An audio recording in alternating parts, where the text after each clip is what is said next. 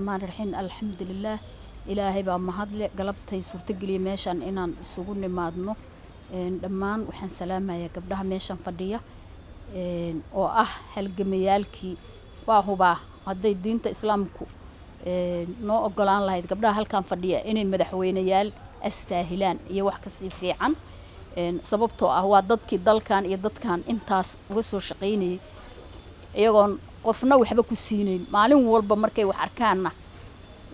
waxay noqdaan emotional waxay jecel yihiin inay ka hadlaan dhibaatada markaas taagan sababtoo ah waxay rabaan nabad in dalkan uu nabad noqdo doorasho la aado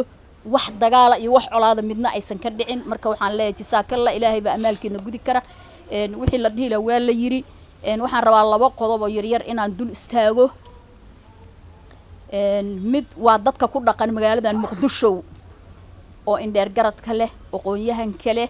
maxay ahayd odayaasha leh waxaan rabaa inaysan indhaha ka fiirsan waxaa la tumayaa gurbaan dhila ayaa la tumayaa magaaladan waad u jeedaan siday u socoto isbitaaladii banaanka loo aadi jiray oo dadka kaliyaha laga soo dhaqi jiray jaamacadaha iftiinka baxaya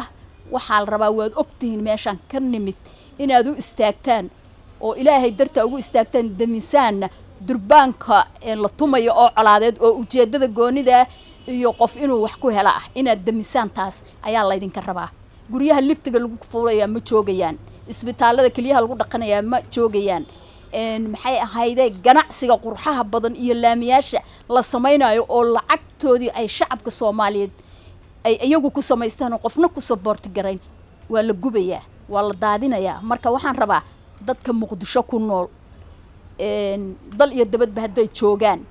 inay u istaagaan culimo u diinkooda sidii gurbaanka colaadeed looga baabi'in lahaa ama ninka tumaaya looga hortagi lahaa loorana xisaabtami lahayo miiska lagu fariisin lahaa waxa uu dalkan u qabtay nin walba wuxuu wataa baasaboor inta anaga durbaanka tumaysa nin walba wuxuu wataa baasaboor wuxuu rabaa dab inta lagu dhajiyo dabkaas markuu ololo inuu diyaarad raaco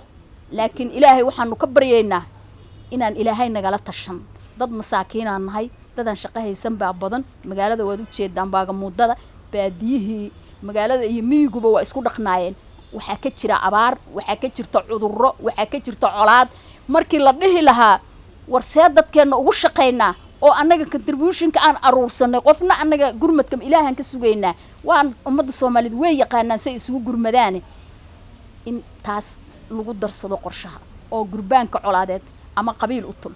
ama nin siyaasi u tun ama ujeedo kale u tun horta inaad damisaana la idinka rabaa ma aha guryaha inaad fadhidaan hadii dabku olole guryaha ma fadhinaysaan waxaan rabaa hoo kale institutionada dawladda bini aadanku fakar waa ku kala duunaan karaan laakiin fakar yar markii lagu kala duunaado ma ahan in wax weyn oo issue weyn laga dhigo bini aadanku ayagoo fakar ku kala duwan aniga qofba waxbuu aaminsan yahay waa huba inay shaqo jirto inay shaqo socoto annagoo waliba la leeyahay dawladdiina mandate-keedu waa dhamaaday haddana waxaan u jeedaa in shaqo socoto shaqada socoto marka fakar waa lagu kala duunaan karaa horta waxaad ogaataan ma diriraan dadaan shaqaynin dad haddaa aragtaan diriraya oo murmayo oo wax isku haya waa meel shaqo ay ka socoto marka waxaa la rabaa shaqada socota marmarna waxaad arkaysaa opportunity ku dhex jira oo in laga faa'iideysto u baahan oo la yiraahdo la isdul taagatay shala maxaan ka baranay tan haddaan weyno tan maxaa marka waxaan dhihi lahaa doorashada ha la dhaqaajiyo waqtigu waa socdaa waqtigu waa safe intuusan asaga ku goyn ina adiga goysid ministerka Xuseen Rooble iyo madaxweynaha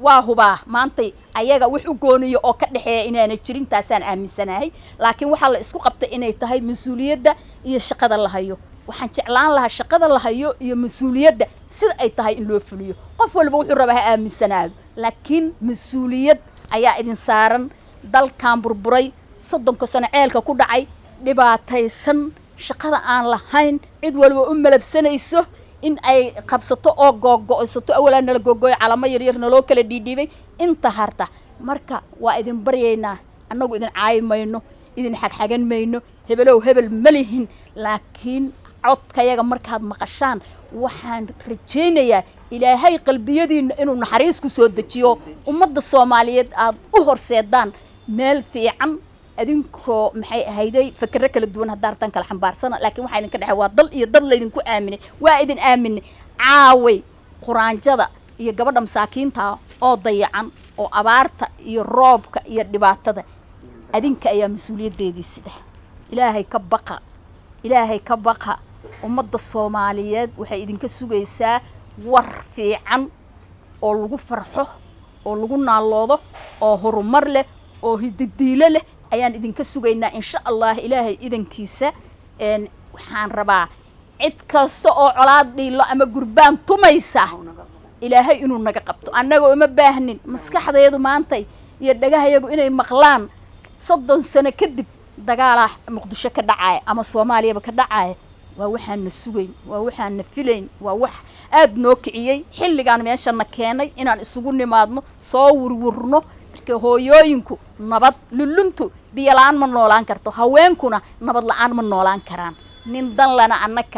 annagaaba banaanka istaagayna haddii aad joojin weydaan waxa aawadoon oo maxay ahayday dalkan inaad dumisaan ku tala gashaan dalkan meel dheer u ka yimid dheel nagu ma aha oo meel dheer aan ka keenay ilaahay baa dawladnimada na gaarsiiyay laakiin inaan gadaal u noqono ha rajaynina nin walba candhuuftiisa hal laqo wixii ilaahay u qoran ha qaat